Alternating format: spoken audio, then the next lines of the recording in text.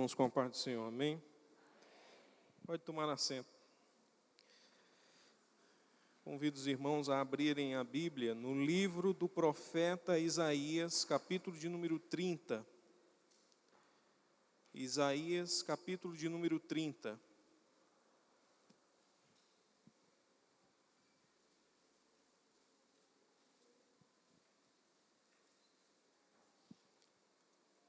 Livro do profeta Isaías, capítulo de número 30.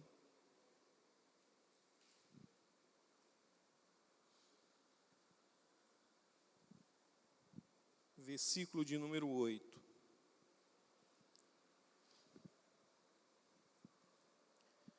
Nós vamos fazer a leitura do versículo 8 do capítulo 30 de Isaías, mas eu quero que você deixe sua Bíblia aberta, porque na medida que eu for ministrando, a gente vai fazer uma leitura expositiva do texto. E aí eu escolhi o versículo 8 para a gente fazer a leitura, mas a gente vai fazer uma exposição, pelo menos de uma boa parte, do capítulo 30, amém? Isaías, capítulo de número 30, versículo de número 8, que diz assim a palavra: Vai, pois, agora e escreve isto em uma tábua perante eles e aponta-o em um livro, para que fique escrito para o tempo vindouro, para sempre e perpetuamente. Amém? Como eu pedi, fique com a sua Bíblia aberta, que a gente vai fazer uma exposição desse capítulo. Capítulo 30 de Isaías. O capítulo 30 de Isaías, ele faz parte de uma coisa que eu já comentei aqui com os irmãos, que é a perícope, que é um bloco que carrega, que concentra um determinado assunto. Ele começa no capítulo 29 e vai até o capítulo de número 32. O que eu quero dizer com perícope? Eu quero dizer que do capítulo 29 ao 32, o conteúdo é o mesmo. Então ele está falando sobre o mesmo assunto. Então toda vez que você for ler, você tem que levar em consideração que esses capítulos, do 29 ao 32, estão falando do mesmo assunto, para que você não faça uma interpretação equivocada. E de que assunto está sendo tratado nesses capítulos? Bem, o profeta Isaías, ele foi levantado como um profeta para advertir o povo de Judá, o povo do Reino do Sul. Porque esse povo, ele se desviou da palavra do Senhor e se tornou rebelde à palavra de Deus. E como isso aconteceu? O interessante é que essa rebeldia é diferente do que a gente costuma pensar quando a gente fala de um irmão rebelde ou de alguém que se desviou-se. Geralmente a gente associa o desviar-se em sair da igreja, em deixar de frequentar os cultos. Só que o que a gente vai ver aqui, e o que a gente observa pela leitura do texto do profeta Isaías, é que o povo de Deus se desviou dentro da igreja, participando dos cultos, frequentando aos cultos, fazendo as cerimônias que era de costume. Então ninguém deixou de frequentar, mas eles se tornaram rebeldes, mesmo assim. E a pergunta é, como é que pode alguém se desviar da palavra de Deus? Como é que se pode desviar-se dos caminhos do Senhor, estando dentro da igreja? É uma pergunta, porque a gente acha e a gente tem a falsa impressão de que o simples fato de estarmos aqui dentro desse ambiente, compartilhando desse momento, é suficiente para nos fazer fiéis a Deus. E isso não é verdade. Não é o fato de você estar aqui simplesmente que lhe faz crente. O cristão é aquele que tem um caráter, atitudes, princípios, valores e a mente de Cristo. É aquele que gosta das coisas de Deus, que ama a palavra de Deus e que ama as coisas do Senhor. Não porque é imposto, não por um ritual, não por uma cerimônia, mas porque aquilo lhe dá prazer. Isso é de fato ser cristão, isso é de fato ser convertido ao Senhor. Se alguém puder trazer um copo de água para o servo de Deus, né, agradeço muito, não vai cair a mão de ninguém. E eu agradeço, porque a boca está seca. Vocês sabem que eu gosto de beber água. Daqui uns dias os irmãos colocam um bebedouro aqui, já tem uma tomada para eu poder ficar bebendo água à vontade. No capítulo 30, o profeta Isaías, ele começa justamente no versículo 1, chamando esse povo de rebeldes, e ele começa com a palavra de exortação, porque no Antigo Testamento, os textos de exortação, eles começam com um ai. Ai dos filhos rebeldes, diz o Senhor. Que filhos rebeldes são esses? O reino de Judá. O reino de Judá se tornou rebelde. E por que da rebeldia? A continuação do texto explica que tomaram conselho, mas não de mim, e se cobriram com a cobertura, mas não do meu espírito, para sentarem pecado a pecado, acrescentarem pecado a pecado. Aqui está contido no versículo 1, a primeira parte do que justifica a rebeldia desse povo. Por que o povo era rebelde? Por dois fatores. Eles primeiro desprezaram a palavra de Deus. E depois, como diz a palavra do Senhor, eles buscaram a cobertura, que não a cobertura do Espírito de Deus. Eles buscaram, quando ele fala de cobertura aqui, não é a cobertura de um cobertor, é a cobertura no sentido de proteção, de guarda, de segurança. O que é que está dito aqui no versículo 1? Que esse povo despreza a palavra de Deus e busca nas coisas do mundo, nos homens, naquilo que o mundo pode oferecer, segurança. E aqui é que consiste a rebeldia, meus irmãos. Porque desprezar a palavra de Deus é desprezar aquilo que temos de mais importante. Porque a palavra de Deus, ela é vida para nós e para aqueles que estão mortos. A palavra de Deus, ela tem a capacidade de transformar a vida do ser humano. A capacidade que ela tem de modificar o status do ser humano. Como o próprio profeta Isaías diz, que a palavra de Deus, ela nunca volta vazia. Antes, ela cumpre sempre aquilo que foi estabelecido, com o propósito para o qual ela foi determinada. Então, a palavra de Deus, ela é uma espada que corta sim, mas ela também dá vida. Desprezar a palavra de Deus é desprezar os ensinamentos do Senhor. E ultimamente, meus queridos irmãos, parece que nós estamos nos desviando dentro da igreja do caminho do Senhor. E aí a pergunta é, como isso pode acontecer, irmão Carlos? Olha, eu fico a cada dia mais horrorizado e espantado como as pessoas deixam de ler a palavra de Deus e se concentram em conteúdos da internet. A internet é uma ferramenta maravilhosa, eu digo porque eu utilizo bastante ela. Não tem nenhum problema de assistir uma pregação, nada de ouvir um louvor, não estou falando disso. O que eu estou dizendo é que você não pode substituir a leitura da palavra de Deus, a leitura sistemática da palavra de Deus, para ficar ouvindo coisas da internet. E aí o pessoal chega e diz, irmão Carlos, é porque essa semana eu fiquei sabendo de tal coisa. Aí começa a contar as histórias, umas coisas velhas que não tem nem sentido. Eu digo, meu irmão, e você tirou isso da onde? Não, é porque eu ouvi um pregador, eu ouvi um arqueólogo, eu ouvi não sei mais quem, eu ouvi um doutor não sei das quantas. Meu irmão, e você já pensou em ler a palavra de Deus para ver se tem alguma coisa lá? Você já tentou fazer isso? E o pessoal substitui a leitura da palavra para o quê? Para ouvir o que os outros estão dizendo. O que eu fico impressionado como as pessoas leem, eu já vi pessoas lendo livros de 400, 500 páginas, que falam de coisas tão banais, e não conseguem ler as Escrituras. Por quê? Não, é porque é um livro espiritual, irmão Carlos, e aí ele tem toda uma atmosfera. Bem, tem dois erros aí. Primeiro, essa crendice que você está fazendo. Se você se esforçar em ler a palavra de Deus, como você se esforça para ler qualquer outro livro, eu tenho certeza que você conclui. Pode não entender 100%, mas você vai concluir.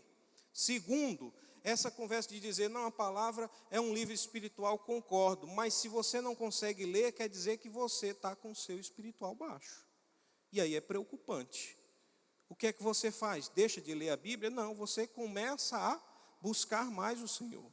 Começa a fortalecer mais o seu espírito. Começa a buscar mais a Deus e aí o Senhor começa a te revelar. E a leitura que parecia difícil agora começa a ser saborosa. No começo ela parece fel, mas depois ela tem um gosto de mel na nossa boca. É como o profeta Ezequiel, que começou a comer do rolo e disse, parece amargoso no começo, mas depois fica doce.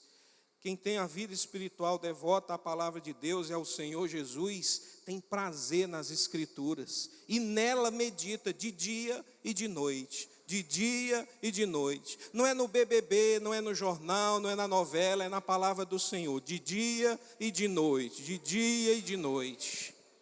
Porque é o que nos edifica e nos fortalece, meus irmãos. Esse povo deixou de ouvir e deixou de se atentar à palavra do Senhor. Ele diz aqui que esse povo é um povo rebelde porque não tomou conselho com Deus, foram tomar conselho com outras pessoas. E eu fico impressionado como as pessoas buscam gurus, pessoas que possam conduzir, dar palpite na sua vida, e negligenciam a palavra de Deus, que é a bússola, não só espiritual, mas para tudo que a gente vai fazer. Porque se você encontrar aqui, se você fizer a leitura da palavra, você vai encontrar orientação para todas as áreas da sua vida. Todas, sem exceção. Você está precisando de orientação para administrar a empresa? A palavra tem. Você está precisando de orientação para lidar com o casamento? A palavra tem. Se você está precisando de orientação para lidar com a sociedade, com as pessoas, com as amizades, a palavra tem. Tudo está contido na palavra. A palavra é um tesouro inescrutável, infindável, inesgotável. É riqueza, irmãos, que o Senhor nos deu de graça. Outra característica dessa rebeldia é essa busca por uma cobertura que não é a do Espírito de Deus. E ele fala isso quando ele diz no versículo 2, completando, dizendo: que descem ao Egito sem perguntarem à minha boca, para se fortificarem com a força de Faraó e para confiarem na sombra do Egito. O que é que ele está dizendo aqui? Quando ele diz que eles descem ao Egito, é em busca dessa cobertura. Judá estava prestes a ser invadida, estava com rumores de invasão, e ela, com medo da invasão, o que é que ela faz? Vai buscar auxílio no Egito. Vai buscar cobertura no Egito, vai buscar proteção no Egito, achando que o Egito e o faraó, com todo o seu exército, poderia livrar o seu povo das artimanhas e dos ataques do inimigo. Olha como esse povo está desviado, olha como esse povo está desviado, meus irmãos.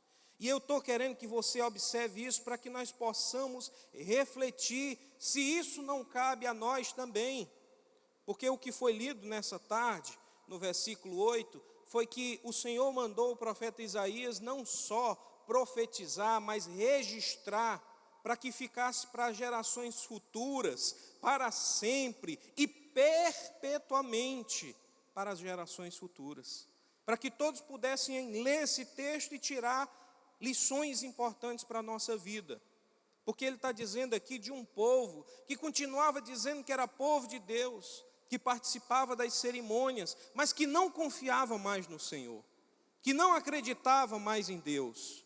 Porque quando eles descem em direção ao Egito em busca de proteção, eles estão dizendo que eles não acreditam que Deus pode livrar eles de qualquer perigo. O que isso quer dizer? Ou isso tem a ver com nós hoje? Isso tem a ver, meus irmãos, porque essa palavra é uma palavra extremamente pertinente a cada um de nós, nos dias de hoje. Porque todas as vezes que nós buscamos auxílio, proteção e segurança no mundo, nós estamos dizendo que nós não acreditamos no poder de Deus. Quando nós nos desesperamos e começamos a buscar ajuda nos homens, nas riquezas do mundo, na política ou em qualquer outra coisa desta vida, é porque nós não confiamos mais no poder de Deus. Nós estamos buscando cobertura dos homens e negligenciando a cobertura do Espírito Santo de Deus. Meus irmãos, não nos enganemos. Os homens não podem nos dar proteção. E é o que ele diz no capítulo 29, versículo 3. Quando ele vai dizer: contudo, porém, porque te cessarei com o meu arraial e te sitiarei com baluartes e levantarei trincheiras contra ti. Deus estava contra este povo. Deus estava contra aquele povo rebelde. E o que eu quero dizer? Eu quero dizer que se Deus se colocar contra um povo, ninguém pode proteger esse pessoal, esse povo que aqui está.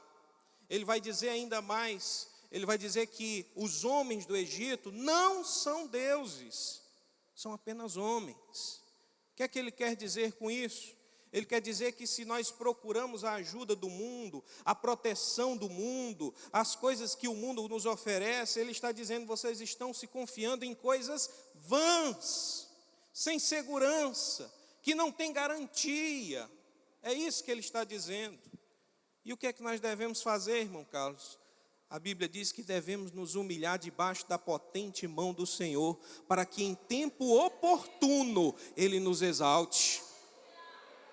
Meus irmãos, é nos confiar debaixo da proteção de Deus, é nos confiar que Deus está no controle de todas as coisas, que nada foge do seu controle, não cai sequer uma folha, um fio de cabelo, um pardal, sem que seja da permissão do nosso Deus. Ele tem o controle de todas as coisas, e nada foge do seu poder. E é nesse poder que nós temos que confiar, porque quando confiamos neste poder, nós temos a segurança e a firmeza para suportar as adversidades.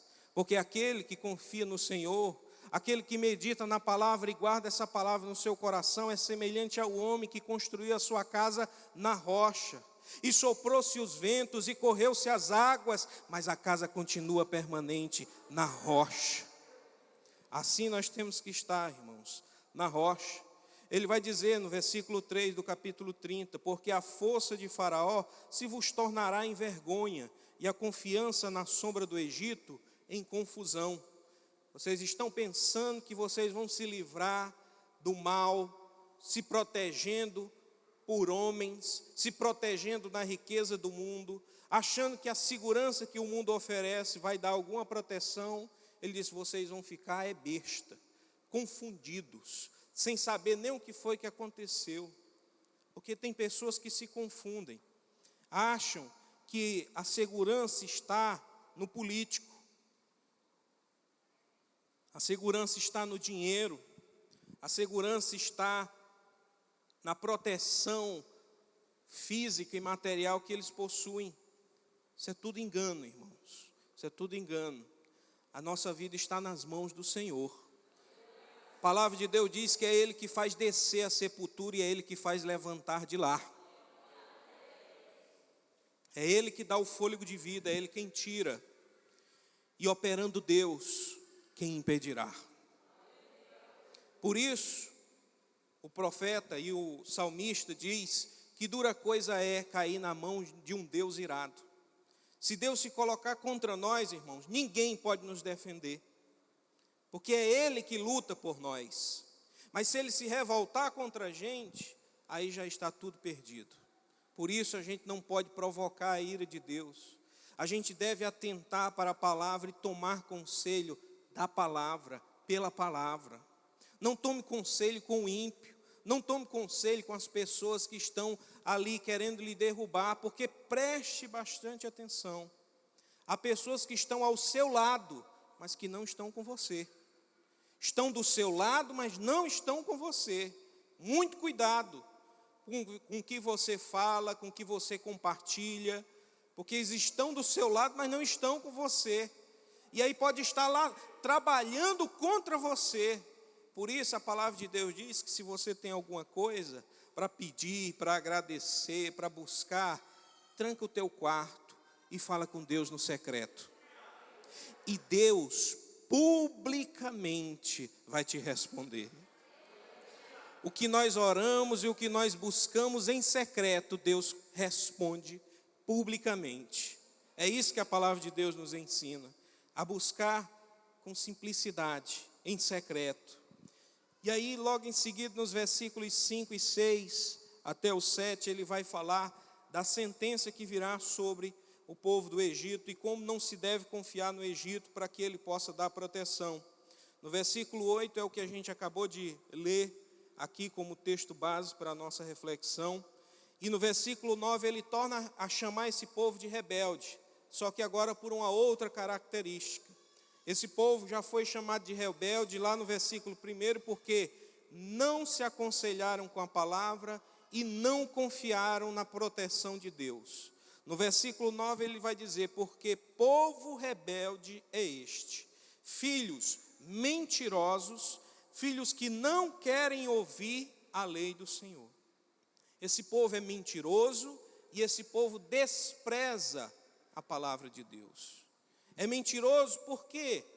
Porque a palavra de Deus diz que Isaías estava profetizando que o povo estava em pecado e que o povo precisava se converter, porque se não se convertesse, os inimigos invadiriam o reino de Judá, assim como invadiram o reino do norte, que é o reino de Israel. Mas o povo dizia o quê? Conversa, história, isso não vai acontecer com a gente não, está tudo certo, está tudo bem, a gente paga lá o dízimo, a gente está dando a oferta, a gente participa do sacrifício, está tudo ok, está tudo bem. E o profeta está dizendo: é mentira, vocês estão mentindo, porque não está nada bem, vocês estão vivendo de fachada, vocês fazem a cerimônia, mas não têm o coração nessa cerimônia. Esse povo, como diz o profeta Isaías, reproduzindo as palavras do Senhor, ele diz que esse povo honra o Senhor de lábios, mas o seu coração está distante. Eles têm na boca o nome do Senhor, eles só não têm na vida a confiança no nome de Deus. Por isso, ele vai advertir dizendo: esse povo é um povo rebelde, é um povo mentiroso, porque eles estão mentindo, estão dizendo que está tudo bem, mas não está bem. E o segundo fator é quando ele diz que não ouvem a lei do Senhor. E essa rebeldia, meus irmãos, esse não ouvir a lei, não é falta de oportunidade, não. Esse povo está obstinado a não ouvir a palavra do Senhor. Eles fazem questão em não ouvir a palavra do Senhor. Eles querem ouvir qualquer outra coisa, menos a palavra do Senhor. Da onde é que eu tiro isso? Versículo 10 em diante, olha o que é que esse povo faz. Que dizem aos videntes: não vejais, e aos profetas: não profetizei para nós o que é reto. Dizei-nos, olha o interesse deles, dizei-nos coisas apazíveis, e tende para nós enganadoras lisonjas. O que é que ele está dizendo aqui? Que esse povo não só não quer ouvir a palavra de Deus, ele proíbe que a palavra de Deus seja pregada. Eles não querem ouvir a palavra do profeta, porque eles sabem que quando o profeta fala, ele fala a palavra de Deus. E um povo rebelde, ele teme a palavra de Deus, porque contra um povo rebelde, não tem palavras de bênção, tem palavras duras, de advertência, de chamamento, de exortação. E eles não querem isso. Parece uma coisa que o profeta Isaías está falando para os dias de hoje, porque eu encontro aí por algumas igrejas e com algumas pessoas que elas se recusam a receber a exortação da palavra de Deus. Elas não querem ouvir a palavra de Deus. Elas fogem da palavra de Deus. Elas querem ouvir o quê? Mentiras. Como ele diz coisas apazíveis. Parece coisas do dia a dia de hoje. É como o pessoal que diz: olha, não prega mais aquele negócio sobre pecado, não. Esse negócio de pecado incomoda tanto. Não prega mais esse negócio de inferno, não. Eu fico com tanto medo. Prega aquela parte lá das bênçãos, daquele negócio lá que a gente vai ser vitorioso. Prega aquele negócio lá, prega. Aquela parte lá que nós vamos ser cabeça e não caldo. Prega aquela parte lá, aquela dali eu gosto, né? Aquela dali eu gosto. Tem uns irmãos até que dizem: não, tem texto da Bíblia que eu não gosto não. Eu gosto de ler aquela caixinha de promessa, né? As caixinhas de promessa, coisa maravilhosa. Só tem promessa bondosa, maravilhosa. Olha que coisa linda. E a tua vida toda desconcertada. Pensa tu que vai fazer o quê da tua vida? Nada. Nada, meu irmão. Não tem condições de ser alguém abençoado vivendo uma vida de maldição. Não tem. Não faz nem sentido. Mas é isso que eles estão dizendo: olha, não prega coisa reta não, esse negócio de, oh meu Deus, culto de doutrina para exortar o crente, eu não vou não, eu vou no domingo que tem uma palavra mais suave, A minha esposa mesmo já chegou para mim e disse, rapaz, outro dia a irmã chegou e disse, rapaz, irmão Carlos é uma benção pregando, mas ele prega tão duro, né? Eu digo, duro em comparação a quem? Porque João Batista chamava o povo de raça de víboras, né? Os doutores da lei chegavam e disseram, raça de víboras, quem vos ensinou a fugir da ira vindoura? Se for comparado a João Batista, eu estou light. Chamava o governador da cidade de raposa, diz aquela raposa que deixa de ficar pegando a mulher do irmão dele. Se for comparado a João Batista, eu estou leve. Como é que é duro? Não é duro não, meus irmãos. Não é duro não, é a verdade. E a verdade não é para te destruir, não é para te aniquilar, é para te aperfeiçoar, para tu ficar mais perto de Jesus. Seria fácil para mim. Sei que nem hoje está uma moda de pregadores coach, né? Seria fácil para mim pedir o irmão para colocar um banquinho aqui, essa luz está tudo favorável, né? Quando eles não inventam de ficar mudando a cor, a gente fica parecendo um avatar, azul, rosa, vermelho. Mas aí, não mexa aí não, pelo amor de Deus, meu irmão. O irmão já pegou no quadro de energia, eu fiquei já com medo. Está repreendido. Ia botar uma cadeira aqui, aí ficava alguém com fundo de louvor, aí eu começava a dizer, meu irmão, você é um leão. Olha que coisa maravilhosa. Você é um leão perto de uma pizza, de uma picanha. Realmente é um leão. Devora tudo, acaba com tudo, né? Para trabalhar os empurrão, mas para comer é um leão. Você é uma bênção, vai dar tudo certo, né? E aí eu falava esse monte de coisa, postava aí, ia ter um monte de seguidores, porque o que não falta é gente para querer ouvir bênção. Tudo bem, meus irmãos, e eu acredito nas bênçãos do Senhor. E a palavra de Deus fala das bênçãos. As bênçãos do Senhor, elas vêm para a nossa vida e nos enriquece e não traz consigo dores. O Senhor tem bênçãos que a nossa mente não pode prescrutar, que a gente não entende. Olhos não viram, ouvidos não ouviram e não subiu ao coração de homem nenhum. São coisas grandes, maravilhosas, que o Senhor tem guardado para aqueles que o amam. Não é para qualquer um, é para aqueles que o amam. E quem ama o Senhor? A palavra de Deus que diz que quem ama o Senhor obedece os seus mandamentos.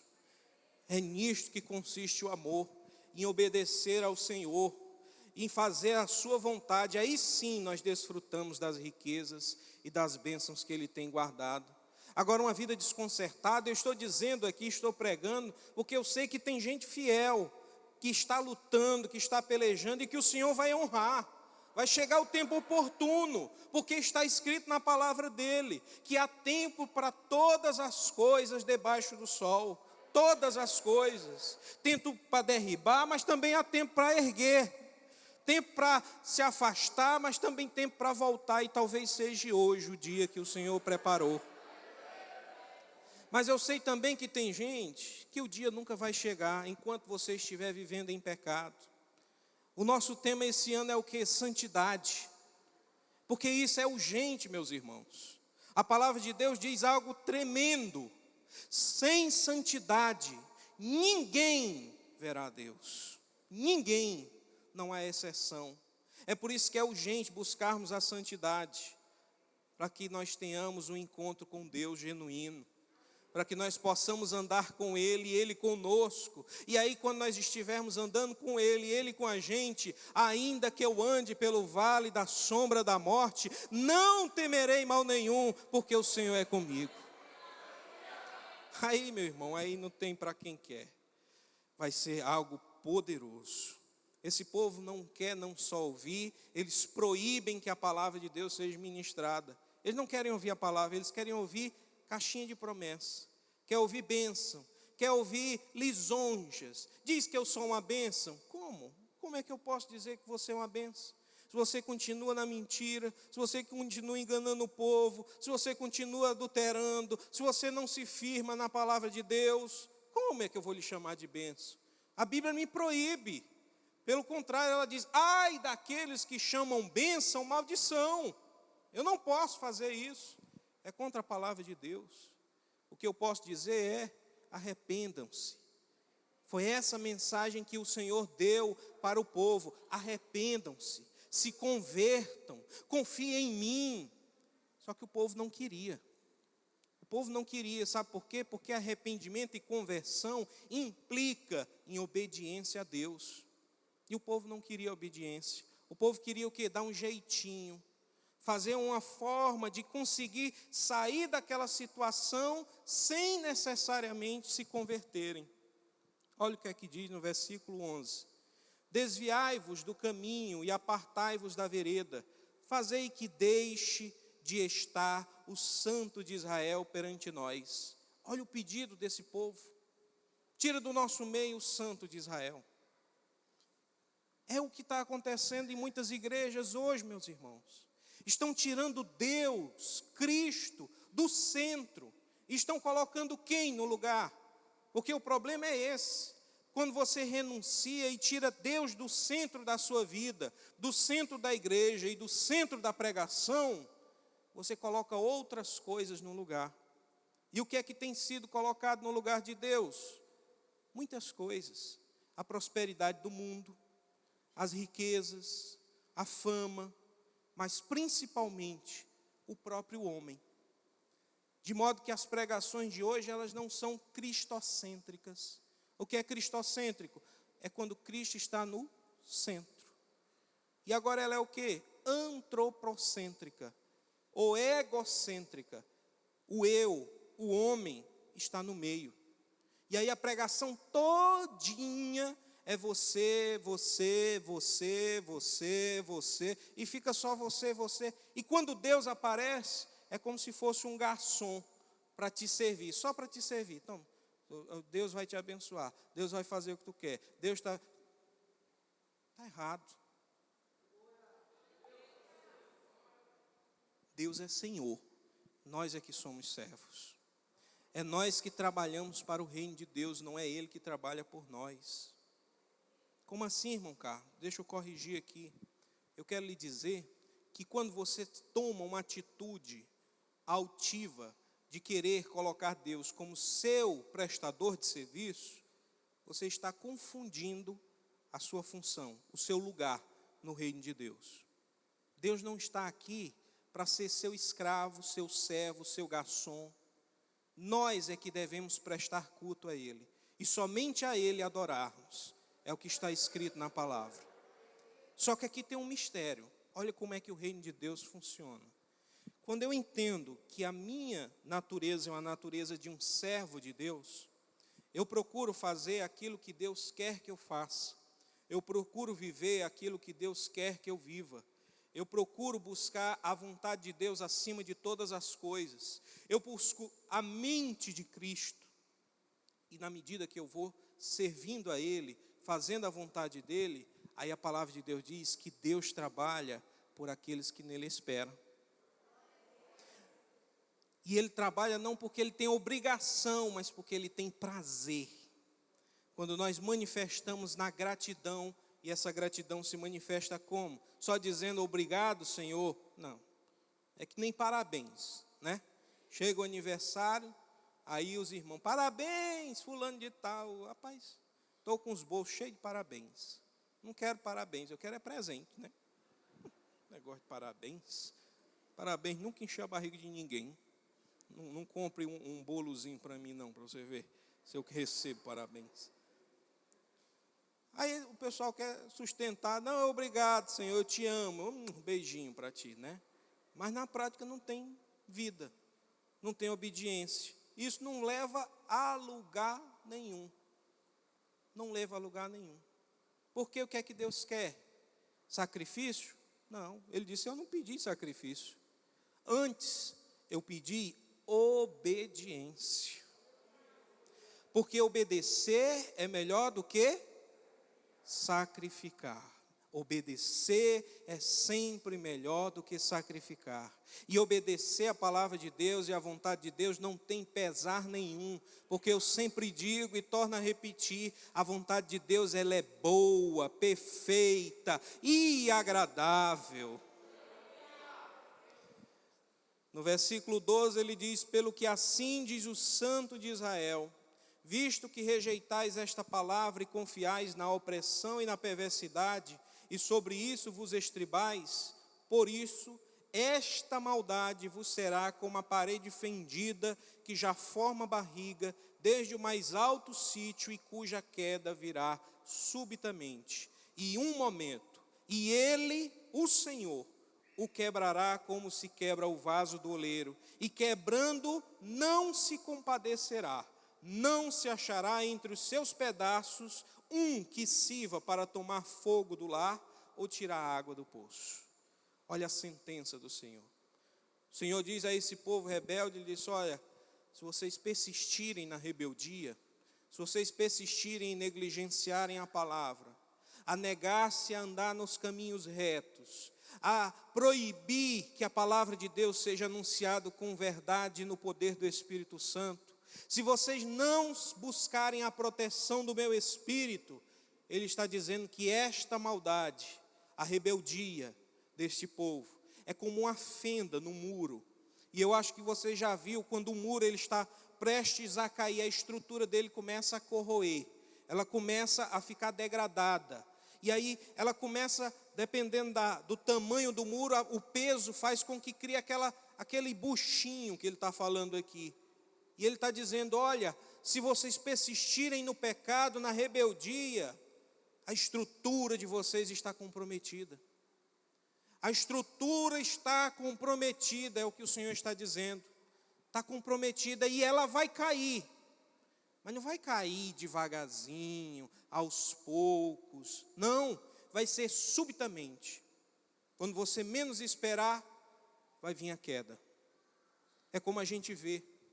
A pessoa estava ali, estava até na igreja, a gente acha que ela está tendo uma vida em comunhão com Deus, mas não está. Ela cativa e cultiva pecados que só ela conhece, que não é de conhecimento da população, que não é do conhecimento da igreja. E ela vai alimentando aqueles pecados, o pecado da fornicação, o pecado da avareza, o pecado da mesquinhez, vários tipos de pecado, e ela vai alimentando, e ela mal sabe, mas a vida espiritual dela está sendo comprometida.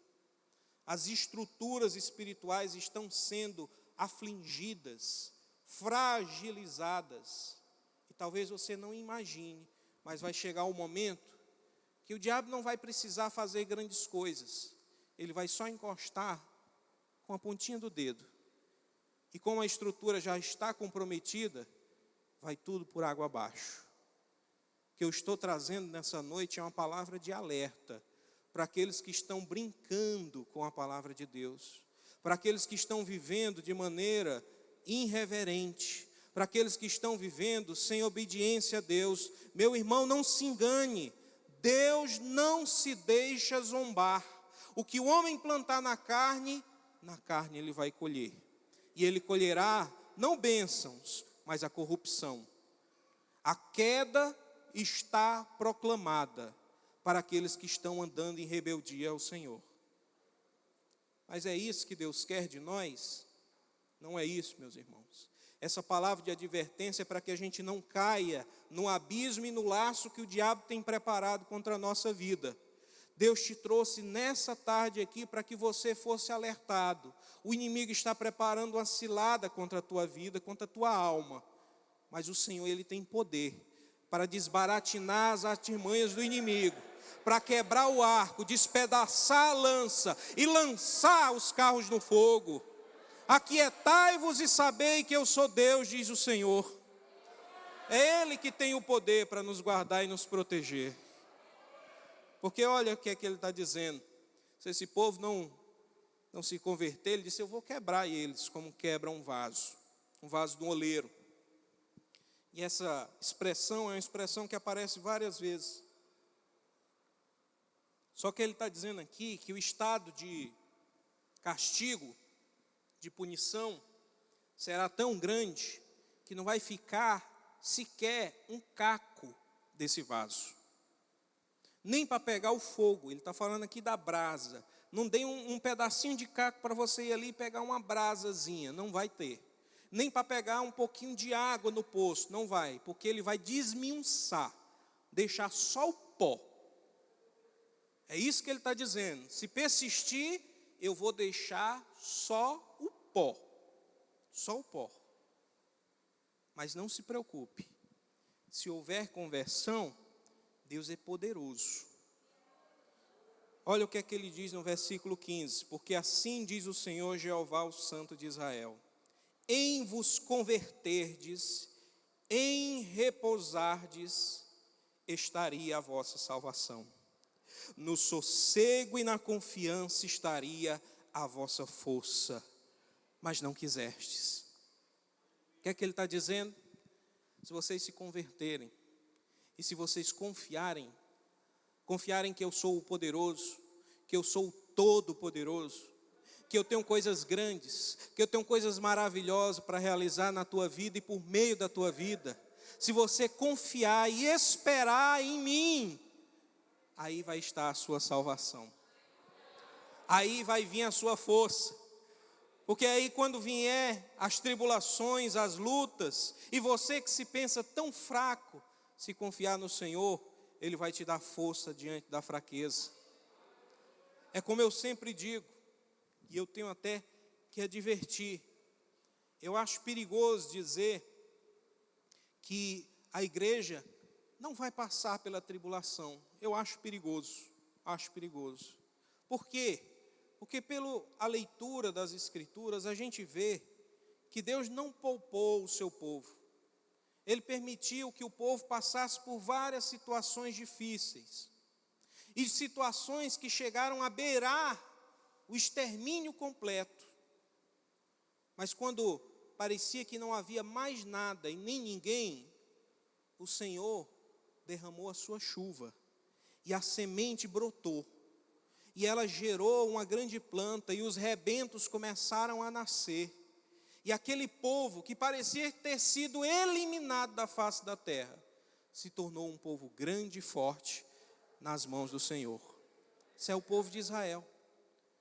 Só para você ter uma ideia, pegando um dado mais recente da história.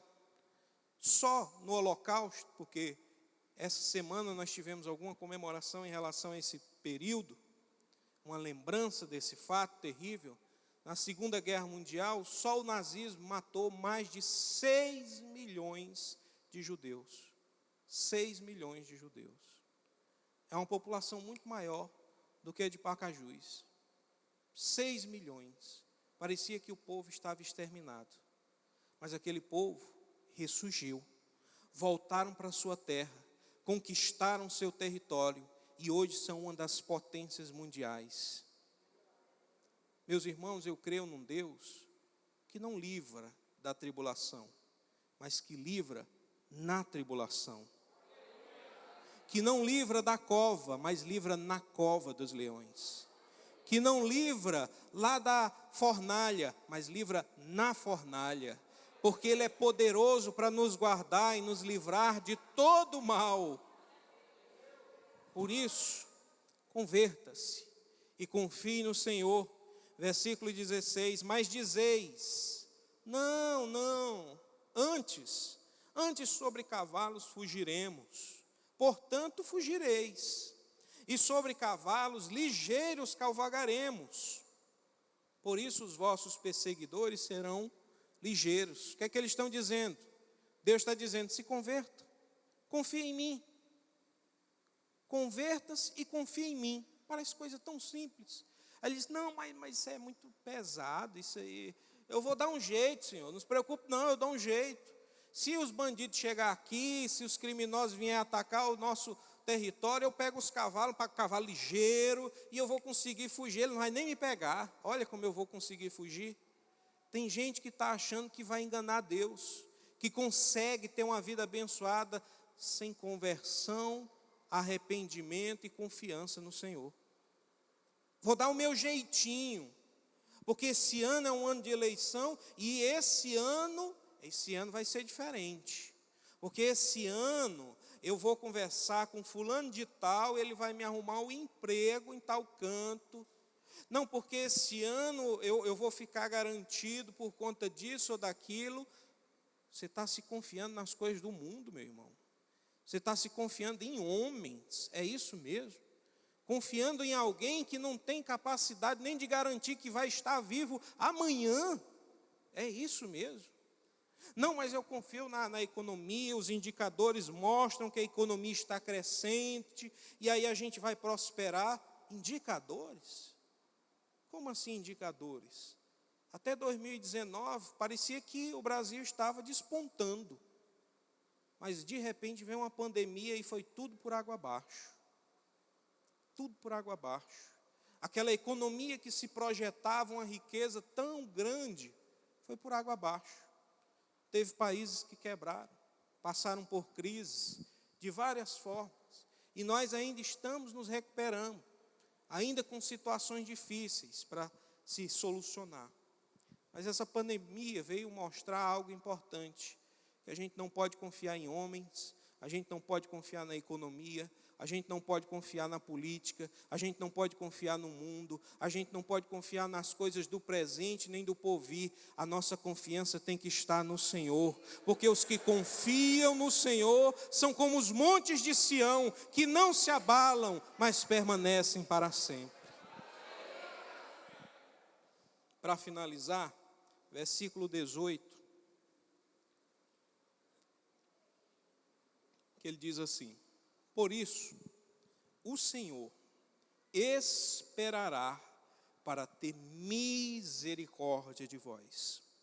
E por isso, será exalçado, será exaltado, glorificado. Para quê? Para se compadecer de vós, porque o Senhor é um Deus de equidade, de justiça, de equilíbrio, de amor, de verdade. É justo, mas também é misericordioso. É irado, mas ele também tem amor. Ele tem equidade. Bem-aventurados todos o que nele espera. Meus queridos irmãos, se confiarmos em Deus de todo o nosso coração e não duvidarmos, a palavra de Deus diz que nós temos a capacidade de mover montanhas. Nós diremos ao monte: levanta-te e lança-te do mar, e ele será lançado. Aquilo que você parece ver como imovível, que não parece andar, que não parece se mover, se creres no Senhor e não duvidares em teu coração, tu dirás: arranca-te daqui, e ele vai arrancar. Aquela tribulação, aquele problema, a situação, a porta fechada, Deus tem a chave que abre as portas, abre e fecha também, porque tem coisas que você acha que é bênção, mas pode te levar ao prejuízo. E aí o Senhor às vezes tem que fechar uma porta para te abrir uma porta ainda maior, para te abrir algo melhor. Quando as coisas estiverem difíceis, não se desespere, confia no Senhor, confia nele, e o mais ele fará. Fique de pé para a gente encerrar.